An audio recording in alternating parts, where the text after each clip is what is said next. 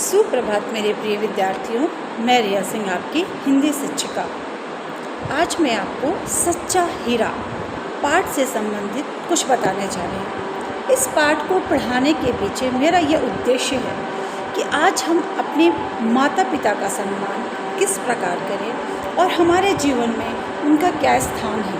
मैं इस विषय में आपको आज कुछ जानकारी देना चाहती हूँ।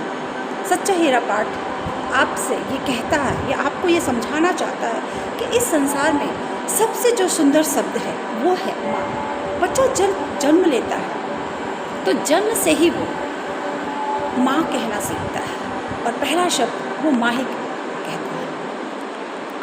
इस धरती पर पिता को देवता का स्वरूप माना गया है। कहते हैं कि संसार को चलाने वाले ईश्वर हैं, लेकिन इस इतने बड़े संसार में ईश्वर के अलावा जो हमारा पालन पोषण, हमारी देखरेख, हमारी सुरक्षा, हमारा भविष्य जो तय करते हैं वो कौन है? वो ईश्वर स्वरूप हमारे माता और पिता हैं। कह सकते हैं कि धरती पर अगर कोई देवता है तो वो सिर्फ हमारे माता और पिता ही हैं। शास्त्रों में माता को मातृदेवो भव और पिता को पितृदेवो भव कहा गया है, अर्थात माता देवता के समान है और पिता भी देवता के समान है।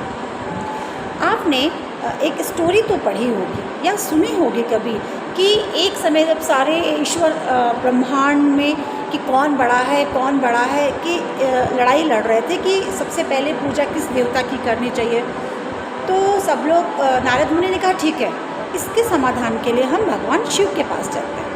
शिव के पास गए तो शिव ने सबको आदेश दिया कि जो इस ब्रह्मांड का पहले परिक्रमा करके मेरे पास आ जाएगा वही संसार में प्रथम पूजा जाएगा। सभी देवता जो थे अपने अपने वाहन को लिए और संसार के भ्रमण पर निकल पड़े। लेकिन जो उनके पुत्र गणेश थे उन्होंने क्या किया? उन्होंने सिर्फ अपनी माता पिता की परिक्रमा की और परिक्रमा करने के पश्चात उनके चरणों में जाकर बैठ गए और उन्होंने कहा इस ब्रह्मांड में मेरे लिए आपसे बढ़कर कोई भी नहीं है, मेरे ब्रह्मांड ही आप हैं। यह बात सभी देवता फिर अंत में आए और देखा कि गणेश का वाहन भी सके, ज़्यादा तेज भी सके, तो यहाँ पे सबसे पहले गणेश कैसे आए? लेकिन क्या हुआ, जब उन्होंने अपनी बात को सामने रखी कि मेरे लिए संसार में तो ईश्वर मेरे माता ही पिता हैं, ये ब्रह्मांड ही मेरे माता पिता हैं, तो ये सभी देवताओं ने क्या कहा कि हाँ, ये गणेश जी सत्य कह रहे हैं। तो आप ये देखे होंगे कि जब भी कोई पूजा या पाठ या कोई अच्छा काम होता है तो विघ्नहर्ता अर्थात दूसरों के विघ्न को हरने वाले भगवान गणेश की पूजा सर्वप्रथम की जाती है, क्योंकि उन्होंने सबसे पहले अपने माता पिता की पूजा की, अर्चना की और आराधना की। हमारे माता पिता हमारे आदरणीय होते हैं, वे हमारा पालन पोषण करते हैं, हमारी सुरक्षा करते हैं और हमें अनेक मुसीबतों से बचाकर हमें आशीर्वाद देते हैं। आप ये देखेंगे जीवन में आप कितनी भी गलतियां करें, कोई माफ़ करे ना करे, पर आपके माता पिता बड़ी से बड़ी गलतियों को आपको माफ़ कर देते हैं। तो इस संसार में अगर कोई आपको हर मुसीबत से निस्वार्थ भाव से बचाने वाला और आपके लिए कुछ अच्छा और भला सोचने वाला कोई है, आपको सुमार्ग पे चलाने वाला, आपकी उन्नति और तरक्की करने वाला इस संसार में अगर कोई है तो वो सिर्फ आपके माता पिता हैं, जो 24 घंटे सिर्फ आपके बारे में सोचते हैं, उनकी सोच में आप बसे होते हैं, है ना। इसलिए हमें अपने माता पिता की आराधना करनी चाहिए, पूजा करनी चाहिए और उनकी बातों को मान। आपने भगवान राम के बारे में भी सुना होगा कि उन्होंने सौतेली माँ के कहने पर राजपाट छोड़ दिया और उनको ये आदेश उनके पिता राजा दशरथ जी ने दिया था। तो 14 वर्ष का वनवास काटने के बाद उन्होंने राजपाट सब कुछ छोड़ दिया और वनवास ग्रहण कर ली। किसके आदेश पर? अपने पिता के आदेश पर। उन्होंने उनकी बात को रखा और उनका सम्मान किया। तो बच्चों, ये हमारे सामने ऐसे उदाहरण हैं जो स्वयं ईश्वर होकर भी अपने माता पिता के सेवा करते। भगवान राम पहले अपने पिता को, अपनी माता को खाना खिलाते थे, उनके चरण दबाते थे, उनका सम्मान करते थे, उनकी हर एक बात को मानते थे। तो आपका भी ये कर्तव्य है कि आप ही अपने माता पिता का कहना माने, उनको सम्मान दें, उनका ख्याल रखें। तो ये आपका प्रथम कर्तव्य होता है, क्योंकि वो आपका हित चाहते हैं, अहित नहीं चाहते। तो उनके शब्दों में, उनकी जो वाणी में आपके लिए जो स्नेह है, जो अपनापन है, जो प्यार है, उसको आप समझें, न कि उनका तिरस्कार करें। प्रातः होते ही हमें अपने माता पिता के चरणों को छूना चाहिए।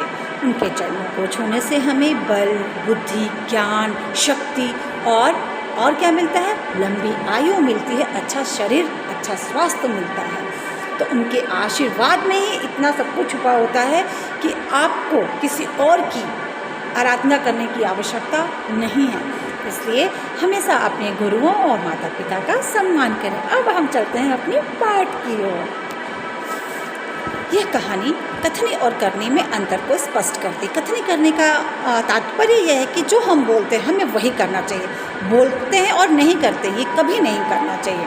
हमारे गुण तभी सार्थक कहलाते हैं। हमारे अंदर हजारों गुण हों, लेकिन अगर हम उन गुणों का सदुपयोग नहीं करते हैं तो वो गुण हमारे लिए निरर्थक हैं, अर्थात सार्थक नहीं है। तो जो गुण है वो हमेशा दूसरों के काम आना चाहिए, समाज सेवा में काम आना चाहिए, दूसरों के ख्याल रखने, दूसरों के भलाई में काम आना चाहिए। तभी हम लोगों की प्रशंसा के पात्र बन सकते हैं, न कि अपनी वाणी से ज़्यादा हमें कर्तव्यों पर ध्यान देना चाहिए। आओ अब कहानी पढ़ते हैं। सूर्य अस्त होने को था। पक्षी चहचहाते हुए अपने घोंसले की ओर जा रहे थे। गांव की 4 स्त्रियां एक कुएं पर पानी भरने आईं। अपने अपने घड़ों में पानी भरकर वे इधर उधर की बातें करने लगी। एक स्त्री बोली, भगवान सबको मेरे जैसा बेटा दे, वह लाखों में एक है, उसका कंठ सुरीला है। यानी 4 जो महिलाएं थी वो पानी भरने के लिए गईं और वे इधर उधर की बातें कर रही थी। बातें करते उन्होंने क्या कहा कि पहली स्त्री ने क्या कहा कि मेरे बेटे का कंठ सुरीला है, लोग उसके गीत सुनकर मुग्ध हो जाते हैं। सच कहूँ मेरा बेटा हीरा है।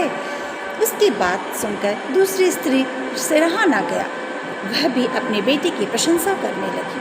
वह बोली, बहन मेरा बेटा बहुत शक्तिशाली और साहसी है, वह तो आज के युग का भीम है। यानी पहले बेटे ने, जो स्त्री थी वो अपने बेटे के लिए क्या बोली कि उसका कंठ बहुत सुरीला, वो बहुत अच्छा गाता है। और दूसरी माँ ने क्या की कि मेरा बेटा बहुत शक्तिशाली है और भीम के समान है। मतलब दोनों जो माँ अपने अपने पुत्र की प्रशंसा कर रहे थे। दोनों स्त्रियों की बातें सुनकर तीसरी भला चुप कैसे रहती। वह बोल पड़ी, मेरा बेटा तो इतना बुद्धिमान है कि वह जो कुछ भी पढ़ता है उसे एकदम कंठस्थ हो जाता है।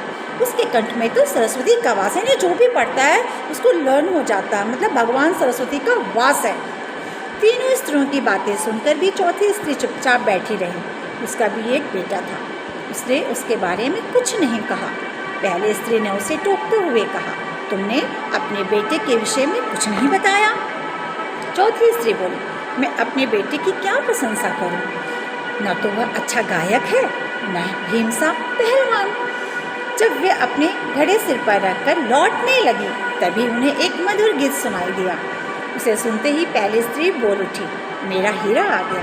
तुमने सुना उसका कंठ कितना सुरीला मधुर है।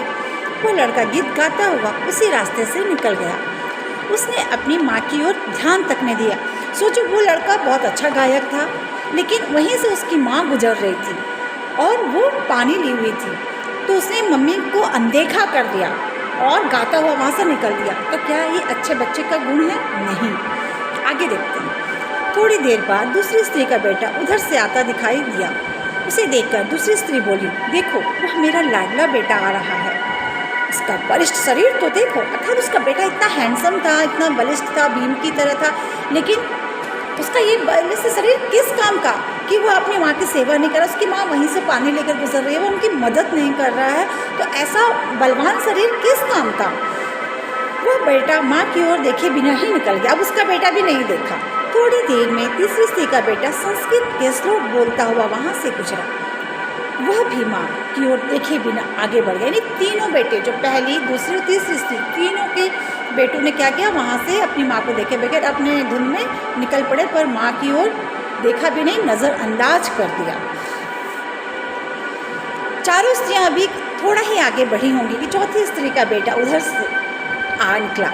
वह बिल्कुल सीधा साधा लग रहा था। उसे देखकर चौथी स्त्री बोली, बहन यही मेरा बेटा है। तभी उसका बेटा उसके पास आया। वह अपनी माँ से बोला, माँ लाओ मैं तुम्हारा घड़ा घर पहुंचा दूं। माँ के मना करने पर भी उसने पानी का घड़ा उठाकर अपने सिर पर रख लिया और घर की ओर चल पड़ा। तीनों स्त्रियां उसे देखती रह गईं। पास खड़ी एक बूढ़ी महिला बोल उठी, देखती क्या हो, सच्चा हीरा यही है। यानी देखा बच्चों, 3 बच्चे थे लेकिन उसमें बहुत सी क्वालिटी थी, लेकिन उन लोगों ने अपने माँ के बारे में नहीं सोचा। लेकिन जो चौथा बच्चा था उसने क्या किया, माँ का घड़ा उठाया और उसे घर पे जा कर के रख दिया। इस प्रकार उसने अपने माँ का सम्मान किया, लोगों की नज़रों में उनकी अहमियत बढ़ गई और उसका प्यार भी झलक उठा। असली पहलवानी भी उसने दिखाई, असली बुद्धि भी उसने दिखाई, और जो उसने मुख से सुंदर वाणी बोली उसका तो कोई कहना ही नहीं है। तो बच्चों, इस पाठ के माध्यम से मैं यही कहूँगी कि आप लोग भी इसी प्रकार से अपने मम्मी पापा की सेवा कीजिए, उनको भरपूर सम्मान दीजिए, उनको अपनापन दीजिए, है ना, और उनका ख्याल रखिए, है ना। आप उनका जितना ख्याल रखेंगे वो आपका उतना ही ख्याल रखेंगे, है ना। तो मैं आपसे यही निवेदन करूँगी कि इस धरती पर अगर कोई देवता है तो वो कौन है, आपके अपने माता पिता। ठीक है, thank you and have a nice day.